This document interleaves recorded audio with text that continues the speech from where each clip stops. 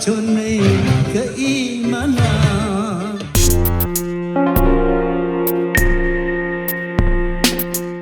Pernah nggak sih lagi scroll media sosial, tiba-tiba muncul iklan judi online?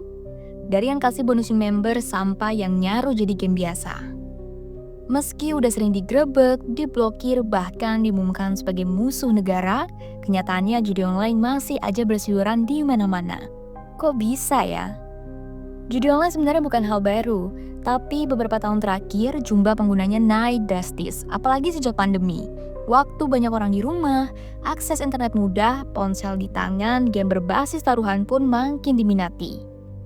Menurut data dari Pusat Pelaporan dan Analisis Transaksi Keuangan atau PPATK, nilai transaksi judi online meningkat tajam dalam kurun waktu 2 tahun terakhir. Tercatat tahun 2024, total perputaran dana aktivitas perjudian online sebanyak Rp359,8 triliun, meningkat dari tahun 2023 yang mencapai Rp327 triliun. Berdasarkan laporan tahunan PPATK tahun 2024, jumlah pemain perjudian online di Indonesia lebih dari 16 juta orang. Judi online ini menjadi masalah yang diincar ini adalah masyarakat menengah bawah. Nah, masyarakat menengah bawah, masalahnya di mana? Rata-rata literasi digital dan literasi finansialnya rendah. Jadi mereka dengan mudah dibuai oleh mimpi bahwa kamu dengan pencet-pencet ini kamu bisa dapat duit, bisa kaya, dengan bisa selonjor, tapi pencet-pencet bisa dapat makan. Tapi kenyataannya malah bukannya dapat makan, dia udah ketagihan, uangnya habis, malah uang yang harusnya tidak boleh dipakai, hartanya dijamin, uang sekolah anaknya atau apa. Judi online ternyata nggak cuma dilakukan orang dewasa, tapi juga anak-anak. Sepanjang tahun 2024, ada sekitar 80.000 pemain judi online yang usianya masih di bawah 10 tahun. Tapi yang paling banyak bermain judi adalah mereka dengan rentang usia 30 sampai 50 tahun sebanyak 1,64 juta orang. Awal main judi online, kita mungkin dibuat merasa senang karena menang dan mendapatkan uang yang lumayan.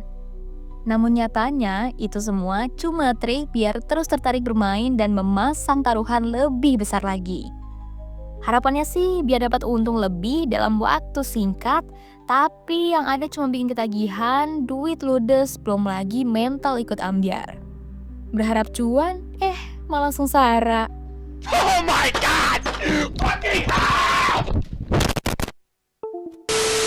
Lektor Kepala Psikologi di Wesleyan University, Connecticut, Amerika Serikat, Mike Robinson bilang kalau permainan judi slot atau online sudah riset sedemikian rupa agar bandarnya selalu untung, sedangkan pemainnya jarang sekali menang. Kalau saya sejauh ini pernah menghasilkan sekitar 3 juta hanya dalam setengah jam bermain. Kalau saya pribadi, titik paling parah adalah ketika saya justru setelah saya mendapatkan kemenangan besar itu. Karena setelah mendapat kemenangan besar, saya justru makin pede. Harus depo lebih banyak nih, sehingga makin besar deponya, tapi makin kesini, saya udah nggak pernah menang lagi. Sebenarnya menang 20 juta tuh kayak, itu mungkin kekalahan gue selama main ya. Dari menang situ kayak gue bisa dapat lebih banyak nih dari hasil yang ini nih. Akhirnya dari 20 juta itu kayak pindah ke situs lain, terus buat main yang ada malah kalah semua. Jadi ya makin kalah.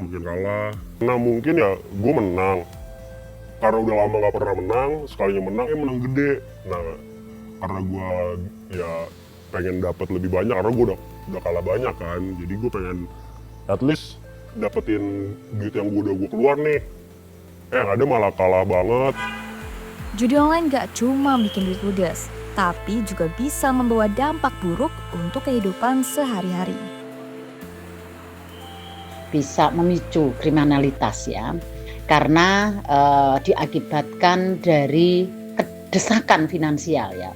Karena kecanduan, kemudian tidak punya uang, terdesak untuk terus melakukan judi, sehingga kemudian yang terjadi adalah melakukan kriminalitas.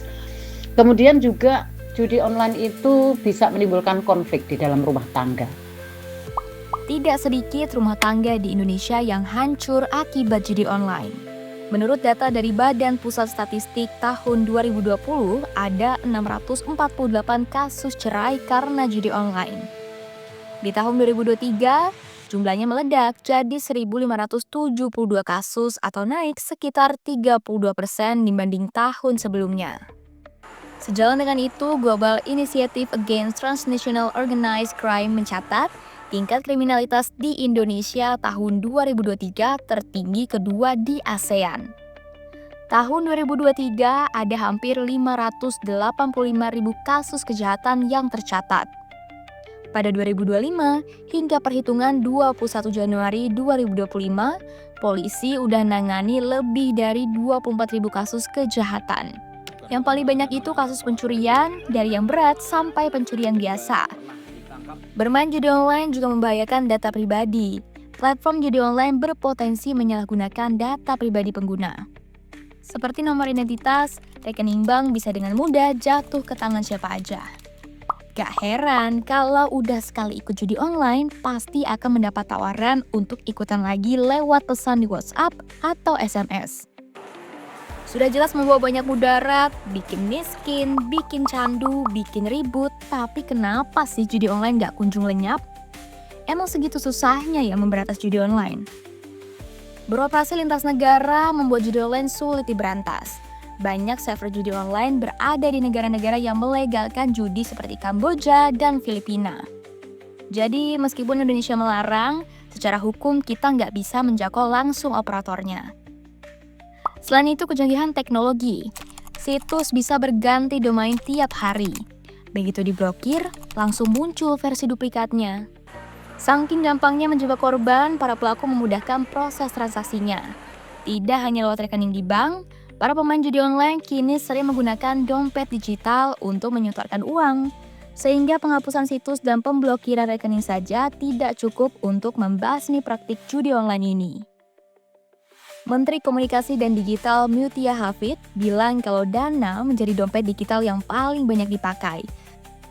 Dengan persentase 25,68%, disusul GoPay dengan 24,84% pengguna, Link Aja 21,47% dan OVO 21,26%. Padahal Kementerian Komunikasi dan Digital sudah memblokir hampir 2 juta akun judi online per Mei 2024.